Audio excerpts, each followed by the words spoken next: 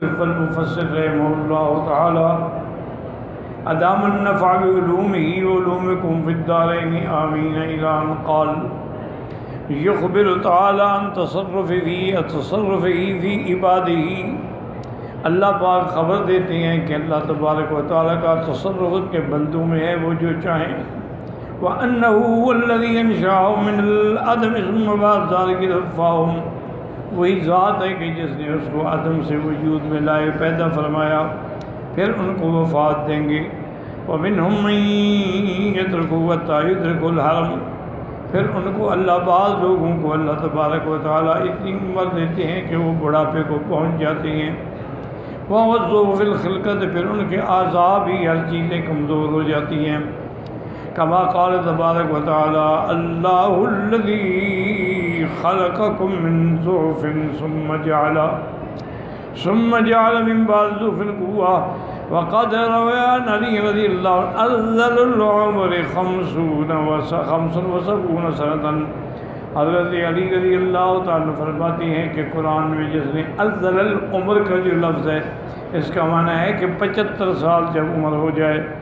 وفی هذا السن يحصل له ضعف القوى والخرف، اور اسی عمر میں پھر آدمی کو اس کے قوا بھی ضعیف ہو جاتے ہیں اور اس کا دماغ بھی ضعیف ہو جاتا ہے۔ وسوء الحفظ وقلت العلم، اس کا حافظہ بھی کمزور ہو جاتا ہے اور علم بھی گھٹ جاتا ہے، حتیٰ کہ ایسی پوزیشن میں آ جاتا ہے لکہ لا یعلم بعد علم شیئا، کچھ نہیں جانتا جو جانتا تھا۔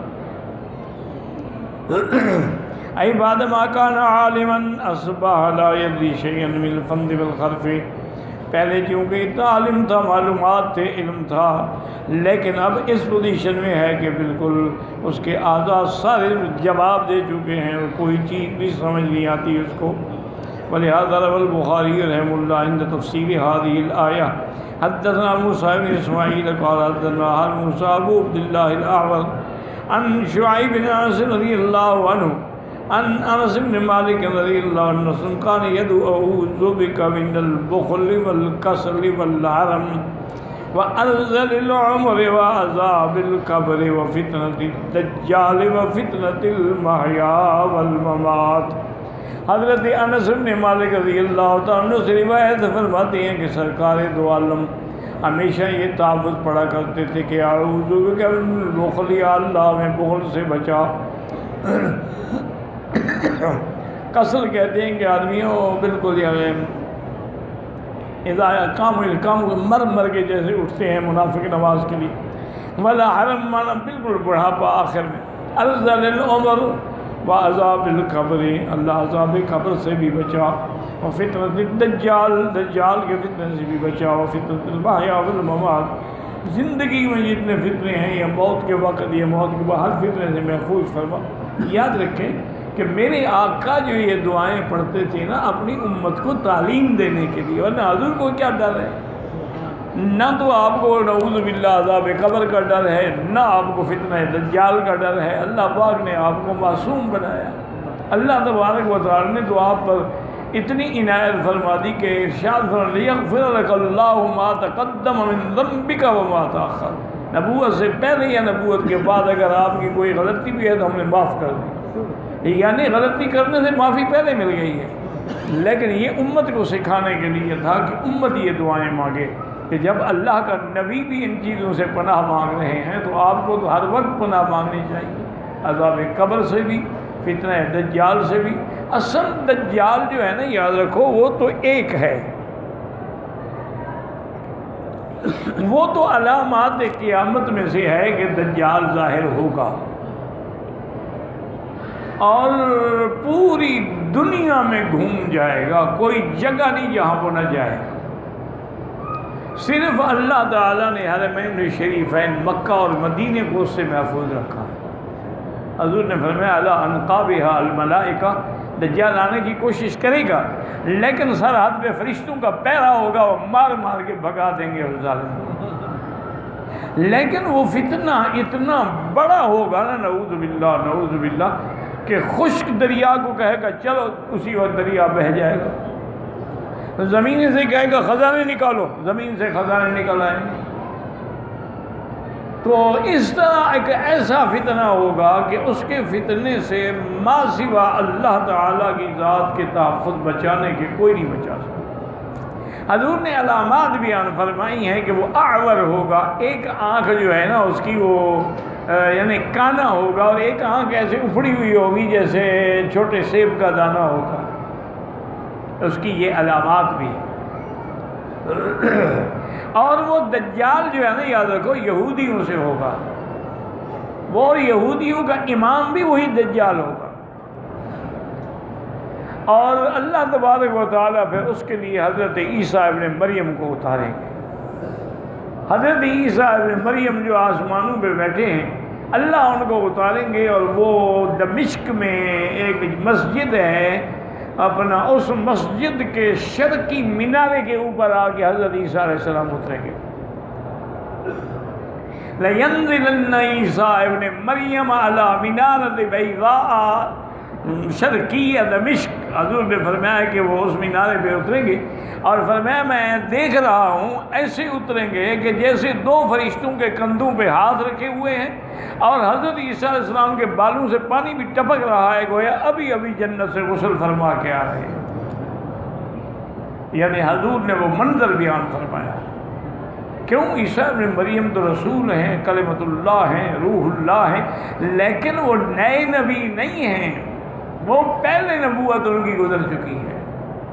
اب جو آئیں گے تو امام مہدی اس وقت مصلی پہ کھڑے ہوں گے، تکبیر ہو گئی ہوگی، صفیں درست ہو رہی ہوں گی، امام صاحب نماز کے لیے تیار ہوں گے، عیسیٰ ابن مریم آ جائیں۔ جب وہ دیکھیں گے کہ بھئی وہ ان کو بھی تو پتہ تھا نا کہ عیسیٰ علیہ السلام نے اترنا ہے، اترنا بھی اسی مسجد میں ہے اور اسی مینارے پہ ہے، تو وہ سمجھ جائیں گے بھی یہ عیسیٰ علیہ السلام ہے، تو وہ مصلی سے ہٹیں گے۔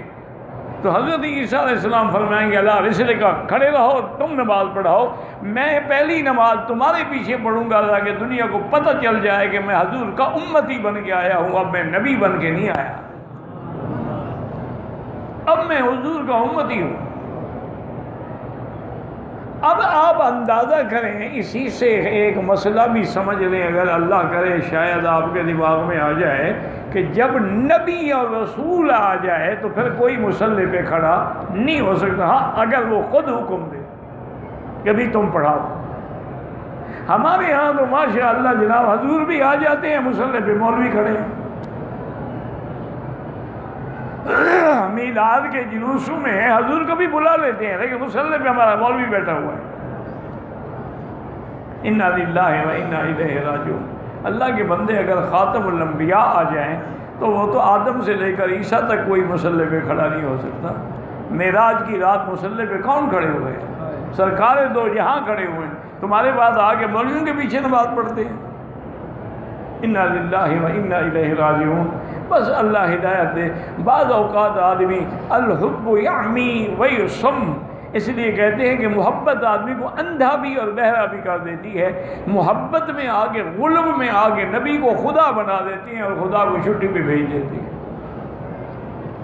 تو اب عیسیٰ ابن مریم جو آئیں گے تو میرے آقا نے فرمایا کہ وہ کام کیا کریں گے؟ آپ نے فرمایا کہ عیسیٰ علیہ السلام جب آئیں گے ایک کام تو یہ کریں گے کہ انہو یکسر الصلیب، وہ صلیب کو توڑیں گے اور عیسائیت کی قوت کو ہمیشہ کے لیے ختم کر دیں گے۔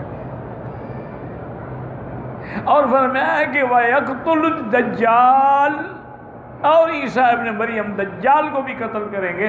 وہ اس کو تلاش کرتے کرتے آئیں گے۔ باب لد ایک جگہ ہے، ابھی بھی ہے وہ اسرائیل میں، اس جگہ کا نام ہے باب لد۔ یہ اسی جگہ بڑا انتظام کر رہے ہیں، چونکہ دجال ان کا امام ہے نا، اس نے وہیں آنا ہے۔ یہودی اس کے لیے ماشاءاللہ بڑے منتر بنا رہے ہیں، انتظار کر رہے ہیں کہ ہمارا امام آ رہا ہے۔ تو حضرت عیسیٰ علیہ السلام جب یہیں آئیں گے اور دجال جب دیکھے نا عیسیٰ علیہ السلام کو، حضرت نے فرمایا یذوب کما یذوب الملح فی الماء، ایسے گل جائے گا جیسے نمک پانی میں گل جاتا ہے۔ تو آپ لیکسرن الصلیب ویقتل الدجال ویضع الجزیۃ، جزیہ ختم، یا ایمان لے آؤ یا تلوار سے مقابلہ کرو۔ اور فرمایا وَيَمْلَأُ الْأَرْضَ عَدْلًا وَقِسْطًا، اور پوری زمین کو انصاف سے بھر دیں۔ اور حضور نے فرمایا کہ جب زمین میں انصاف ہوگا تو اللہ زمین کے برکات و ثمرات کو ظاہر کر دیں گے کہ بندہ تصور بھی نہیں کر سکتا۔ حضرت عیسیٰ علیہ السلام 40 سال رہیں گے، آپ نے فرمایا ثم یتزوج، پھر وہ شادی بھی فرمائیں گے، اور اس کے بعد آپ نے فرمایا کہ پھر وہ میرے مدینہ پاک میں آئیں گے، حتیٰ یموت فی المدینۃ ویدفن فی روضتی، ان کو موت مدینے میں آئے گی اور میرے روضے میں دفن ہوں گے۔ اس لیے یاد رکھیں کہ اب جو روضہ مبارک ہے نا، اس میں تو ایک مزار میرے آقا کی ہے، ایک سیدنا ابو بکر ہیں، ایک سیدنا عمر ہیں، یہ 3 تو موجود ہیں نا، لیکن چوتھی جگہ خالی رکھی ہوئی ہے، ہی قبر عیسیٰ، موضع قبر عیسیٰ ابن مریم، وہ عیسیٰ ابن مریم کی قبر کی جگہ ہے۔ اس لیے میرے آقا نے فرمایا کہ جب قیامت قائم ہوگی، ساری دنیا سے سب سے پہلے میری قبر مبارک کھلے گی، وَهَكَذَا نُبْعَثُ يَوْمَ الْقِيَامَةِ، اور ہم اس طرح قیامت میں اٹھیں گے کہ میرے ساتھ عیسیٰ ہوں گے، دائیں ابو بکر ہوں گے اور بائیں عمر ہوں گے رضی اللہ تعالی عنہ، ثم آتی علی باب البقیع الغرقد، پھر میں ان کو لے کے جنت البقیع کے قبرستان میں آؤں گا، اور جنت البقیع کے قبرستان کی قیادت کون کریں گے؟ حضرت عثمان غنی رضی اللہ تعالی عنہ۔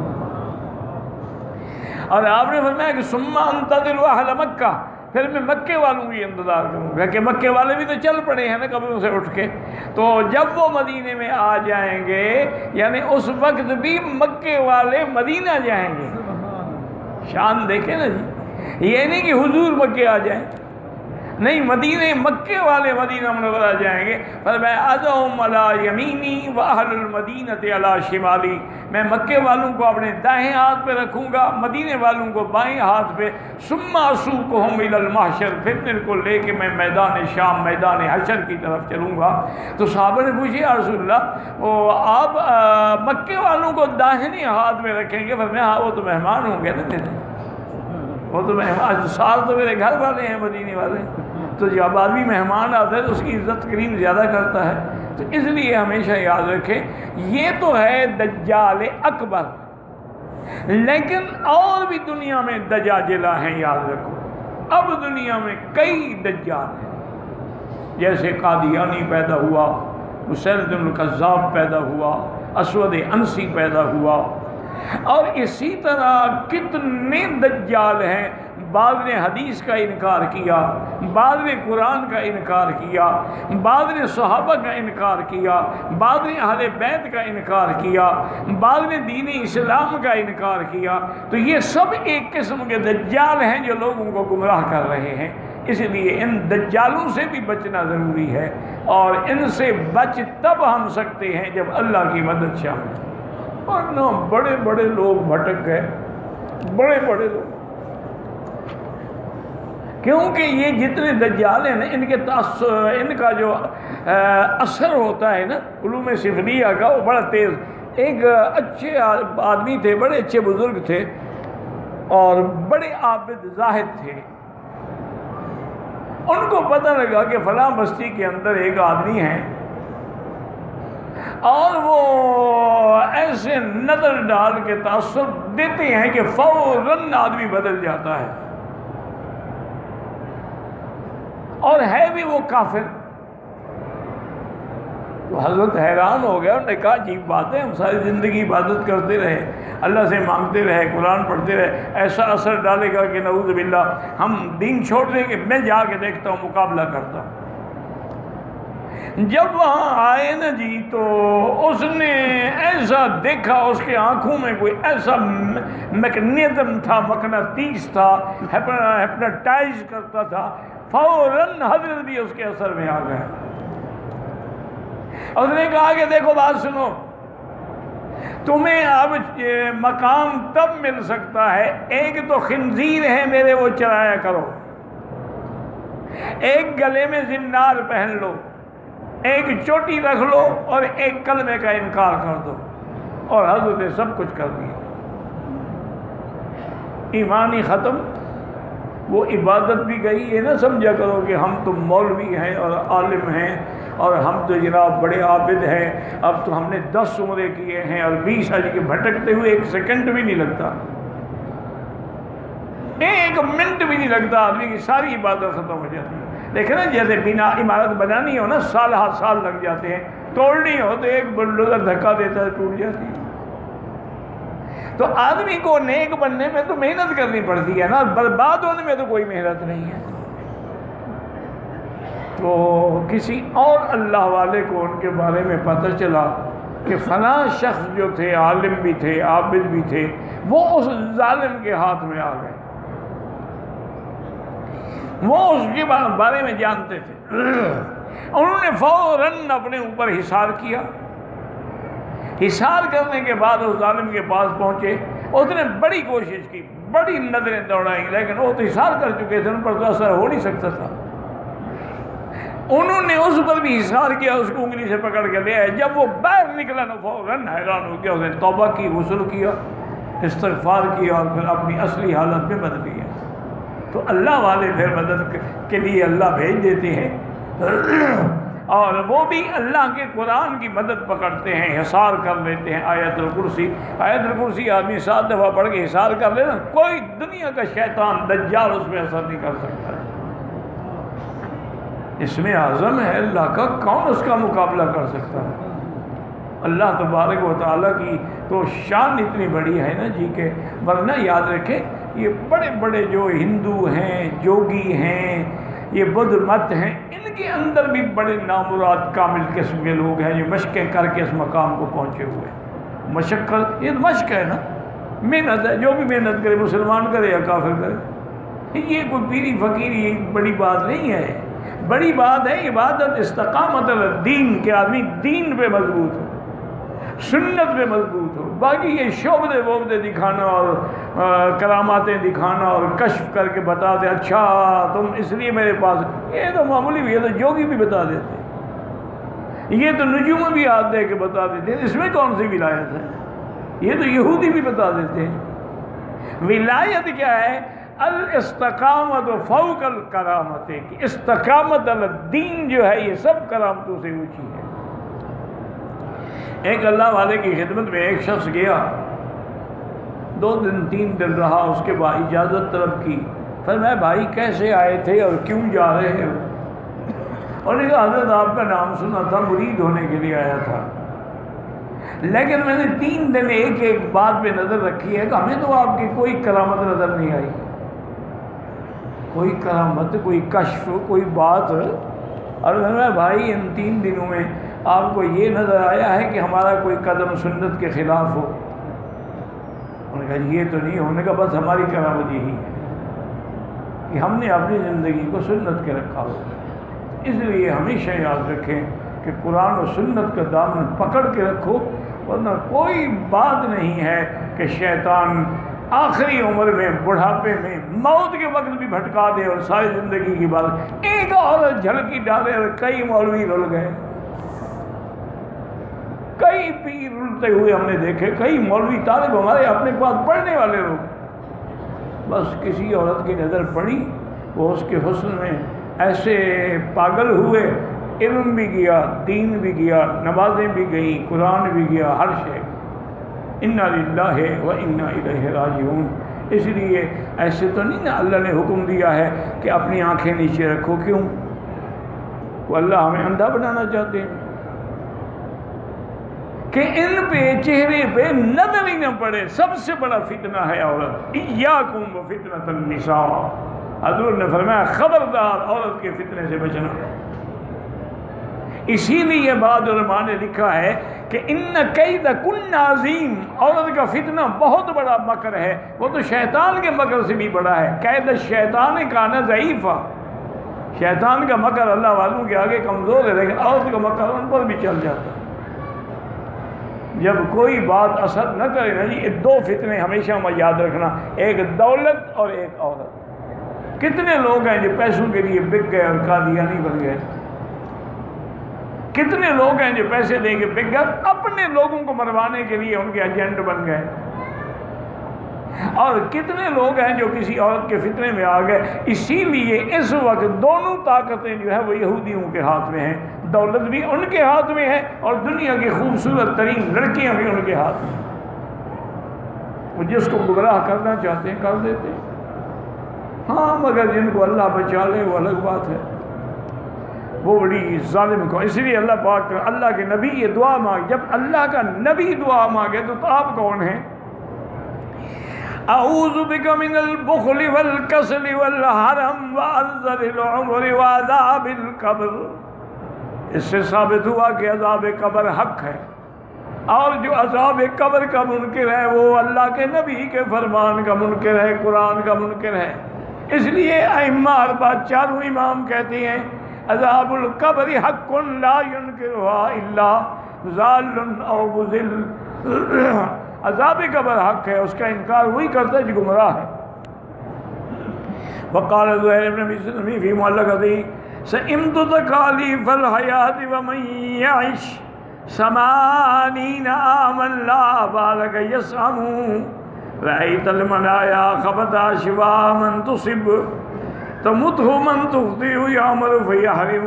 آخر انجام کیا ہے؟ وہی بڑھاپا اور موت کی، جب دماغ بھی جواب دے گیا، ہاتھ بھی جواب دے گئے، نظر بھی جواب دے گئی، اب نہ سنتا ہے نہ دیکھتا ہے نہ پہچانتا ہے، پتہ ہی کوئی نہیں ہے.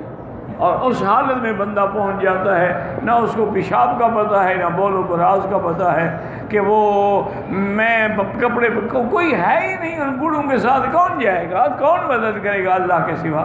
اس لیے اللہ کے نبی نے پناہ مانگی. لیکن ایک بات یاد رکھیں، حضرت ابن عباس فرماتے ہیں کہ جو لوگ عالم قرآن و سنت ہیں نا، وہ آخری عمر میں چاہے عمر ان کی 200 سال بھی ہو جائے، اللہ ان کے دماغ کو خراب نہیں کرتے. ان کا حافظہ بھی ٹھیک رہتا ہے، دماغ بھی ٹھیک رہتا ہے. اتنی بڑی عمر بھی ہو جائے، کتنی بڑی عمر ہو جائے. تو اس لیے دعا کریں کہ اللہ تعالی ہمیں بھی ہر فتنے سے محفوظ رکھے. ہم عاجز بندے ہیں، کوئی کچھ بھی نہیں کر سکتے. اور بچنے کا حل کیا ہے؟ قرآن و سنت کا دامن پکڑو مضبوطی سے.